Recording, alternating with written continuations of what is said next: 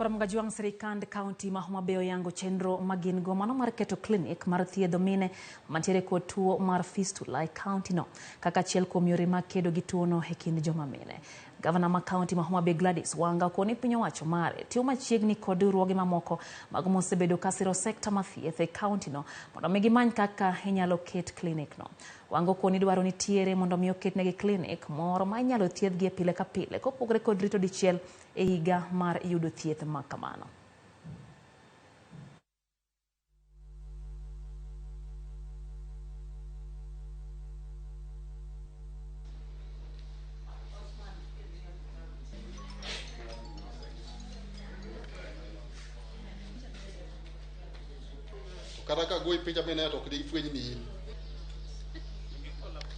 Wagoero kamano ahinya kaka sirikal ma Homa Bay nikech wayudo partners osiepewa mathoth kamoting'o M-Pesa Foundation to gi UNFPA to gi AMREF to gi Beyond Zero to gi Flying Doctors mobiro mondo oti kodwa kanyakla e wach mar tieko wach mar Fistula. Aneno ka mine obiro ka moa kuonde mopogore opogore e kaunti ka to be oko mar kaunti bende mobiro mondo oyud konyruok e wach mar Fistula.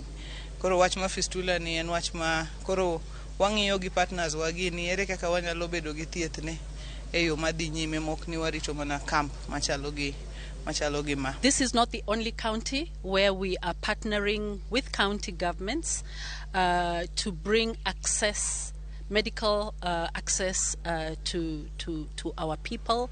We've been to Tharaka-Nithi, we have been to Samburu, we have been to Kilifi, and our actions are based on the assessed needs.